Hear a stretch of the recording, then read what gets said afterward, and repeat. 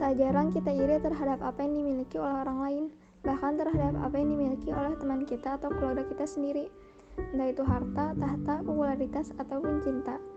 Pepatah rumput tetangga terlihat lebih hijau terasa benar adanya. Seringkali apa yang dimiliki oleh orang lain terlihat lebih menarik dan menawan dibandingkan apa yang dimiliki diri sendiri.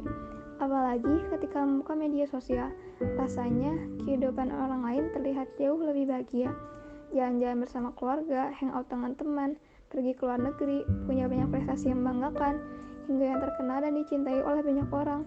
Rasanya kehidupan nyata amat menyedihkan bila dibandingkan dengan apa yang ditampilkan oleh orang lain di dunia maya. Seolah-olah buta terhadap nikmat yang ada dalam kehidupan diri sendiri, hanya karena melihat apa yang ditampilkan oleh orang lain, entah itu di dunia yang nyata ataupun di dunia maya. Lalu ketika ada yang berkata bahwa hidup kita enak, seketika kita marah dan protes, menyangkal dan berkata bahwa dia tidak tahu apa yang sebenarnya terjadi. Padahal bukannya dua hal itu tak jauh berbeda. Kita melihat orang lain bahagia di saat dia hanya menampilkan sebagian kecil momen dalam hidupnya. Lalu, orang lain pun melihat kita bahagia saat kita menampilkan hal-hal baik yang ada dalam hidup kita. Perbedaan sudut pandang membuat banyak hal terasa berbeda dari kenyataannya. Karena nyatanya, setiap orang pasti memiliki hal-hal sulit dan juga hal-hal baik dalam hidup. Yang tidak terlihat bukan berarti tidak ada, dan yang terlihat bukan berarti benar adanya. Terkadang kita merasa diri kita yang paling menderita, paling menyedihkan, bahkan paling sial, menutupi hidup sendiri dan bertanya-tanya mengapa hidup tak kunjung bertemu dengan bahagia, menganggap bahwa hidup orang lain jauh lebih enak, menilai bahwa orang lain bahagia dengan kehidupan mereka. Padahal saat Allah beri kita bahagia, seketika kita seolah lupa bahwa ini juga pemberian dari Allah. Dan saat merasa sedih atau terluka, kita mendekat pada Allah dan mempertanyakan kebahagiaan dalam doa-doa kita, seakan-akan nikmat itu bukan pemberian dari Allah dan hanya kesedihanlah yang diberikan oleh Allah. Mungkin kita seringkali lupa bahwa apa yang menurut kita buruk tak selamanya begitu, dan apa yang menurut kita baik bisa jadi sebaliknya. Allah lebih tahu apa yang kita butuh dan apa yang terbaik untuk kita.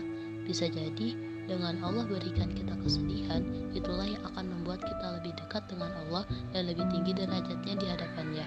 Bisa jadi juga dengan Allah berikan kita kesenangan, itulah yang menjadi ujian untuk kita, menguji apakah kita masih mengingatnya atau malah mengingat makhluknya. Kunci dari semuanya adalah bersyukur. Senang, sedih, kecewa, ataupun gembira, sejatinya itu semua adalah pemberian dari Allah. Syukurilah nikmat kesenangan yang kita dapat, begitu juga dengan kesedihannya. Allah pasti memiliki maksud atas apa yang diberikannya.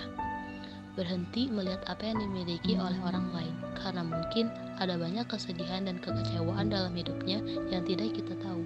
Berhenti menginginkan apa yang didapat oleh orang lain, karena bisa jadi mereka pun menginginkan apa yang dimiliki oleh kita. Tanpa sadar, seringkali kita hidup di mimpi orang-orang di luar sana.